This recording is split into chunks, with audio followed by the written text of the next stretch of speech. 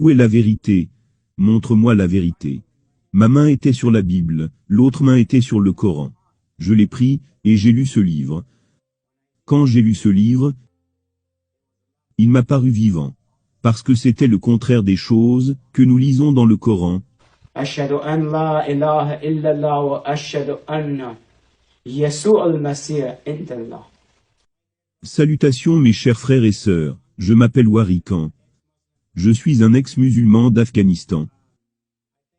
Je remercie les frères d'Amen TV, qui m'ont invité, pour que je partage mon témoignage, qui pourrait amener des changements de situation dans votre vie, pour que vous ne soyez plus confus comme je l'étais.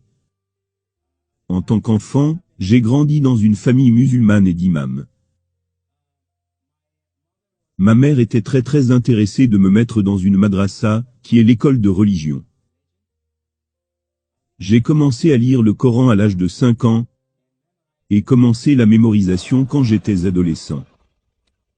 Lecture les jours, aller à la mosquée, où un imam nous enseignait. C'était très difficile pour moi de comprendre pourquoi c'était par la force. Tout était par la force. Parfois l'imam nous battait, parce que nous ne faisions pas bien la purification avec l'eau, de manière appropriée. Qui était d'aller à la montagne de glace, où nous devions briser la glace, et obtenir de l'eau de la glace pour la purification, avant de venir à la mosquée.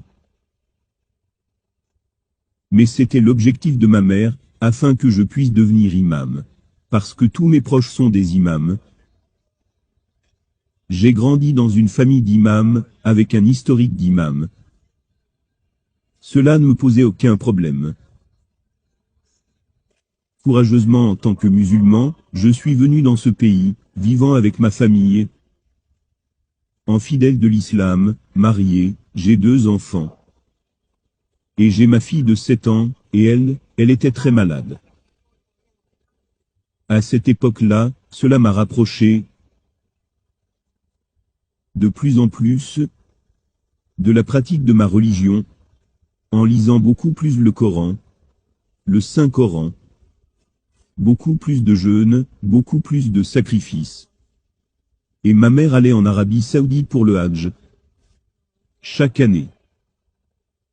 Elle y est allée 4 fois. Et la 5e fois de ce voyage, elle est décédée là-bas. Chaque fois qu'elle y allait, la première année et la seconde fois, alors que ma fille était malade, je demandais à ma mère de faire quelque chose, de prier pour ma fille. Et pour la maladie de ma fille, elle a rapporté beaucoup de matériel de guérison, avec des mots du Coran, des coupes, en argent pour boire de l'eau. Nous l'appelons dans notre langue Jamadoua. Mais cela n'a rien produit du tout, pour qu'elle s'améliore. Au contraire, elle a empiré. Je devais l'amener presque 2 fois par semaine chez le médecin, et nous avions un gros réservoir avec un tuyau, et lui mettions de l'oxygène dans le nez. Ce fut un temps très difficile pour elle d'aller à l'école. Pour l'école, nous avions un petit médicament pour elle, qui était donné au professeur pour s'assurer qu'elle allait bien. Donc c'était une question pour moi. Pourquoi mes louanges ne marchent pas? Ai-je fait quelque chose de mal dans la religion? Je ne prie pas assez? Je ne fais pas assez de sacrifices? Je ne lis pas assez le Coran? Je n'ai pas mémorisé assez sa parole? Qu'est-ce qu'il reste à faire? Où dois-je aller? Donc une fois, ma mère y allait l'année suivante. Et j'ai dit à ma mère, s'il te plaît, voudrais-tu cette fois, vraiment trouver le temps, pour prier pour ma fille, qu'elle puisse bien se porter et aller là-bas aussi. Et ma mère a dit d'accord, quand le temps va arriver de partir, je te le ferai savoir. Donc voici la situation. Jour après jour je priais au nom d'Allah, le Dieu de l'islam. Allah Dieu de l'islam, je prie pour que ma fille puisse être guérie. Je n'ai reçu aucune réponse à ma prière. Ma mère va aller en Arabie Saoudite. Je ne peux pas, à cause de mes enfants, et je ne peux pas prendre ma fille, parce que j'ai une vie ici. Ma mère y va. Je lui dis d'aller, et faire des sacrifices. Et elle va faire des sacrifices à la Mecque.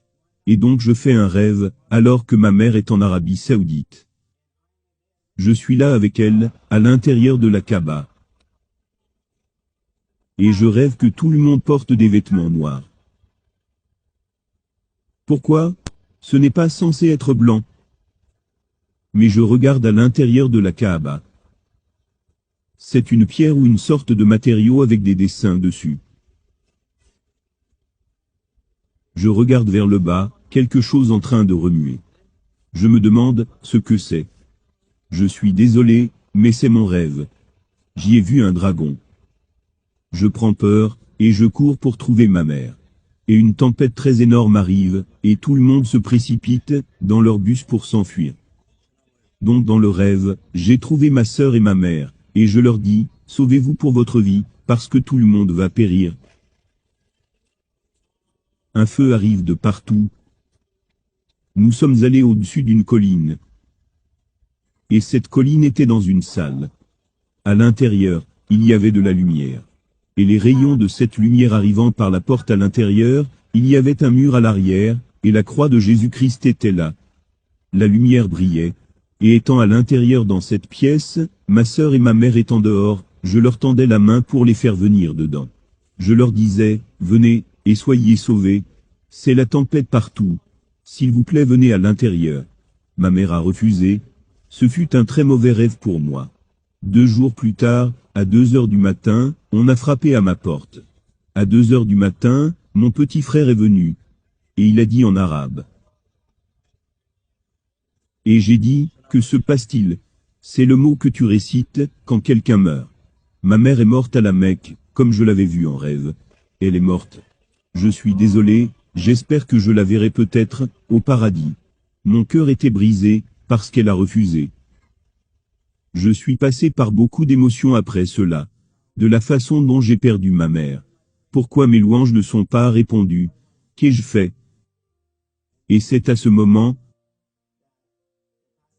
que le pasteur de l'église persane entra dans ma vie. Il me tend la Bible. J'en avais dans mon étagère. Je pensais à ma mère dans cette situation. Et quelque chose me dit d'aller chercher ce livre, et de le lire. Je l'ai pris, et j'ai lu ce livre. Quand j'ai lu ce livre, il m'a paru vivant. Parce que c'était le contraire des choses que nous lisons dans le Coran, et dans la madrasa pour les enfants. Totalement différent. Ce n'est pas, comme par la force. Personne ne me force. Je le prends sur ma poitrine. Je m'y suis accroché. Je l'ai déposé, et j'ai aussi déposé le Coran, tous les deux ensemble. Je tombe sur mon visage et je demande, ô Dieu, je ne sais plus, ce qui arrive à ma vie. Où est la vérité? Montre-moi la vérité. Ma main était sur la Bible, l'autre main était sur le Coran. Cette main est devenue chaude, et j'ai senti la même chose, quand j'ai mis l'autre main au-dessus de ma main. Alors je l'ai pris avec respect, et je l'ai lu jusqu'à 2 heures. Voilà donc ce qui s'est passé, c'est comme cela que je suis devenu, jour après jour, joyeux et encore plus joyeux. Ma fille a été guérie, et n'est plus tombée malade. Et j'ai commencé à aller à l'église.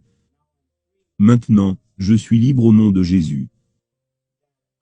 Et je remercie Dieu d'être dans une nouvelle vie, et ma fille n'est plus jamais tombée malade, guérie, et je sers le Christ Jésus.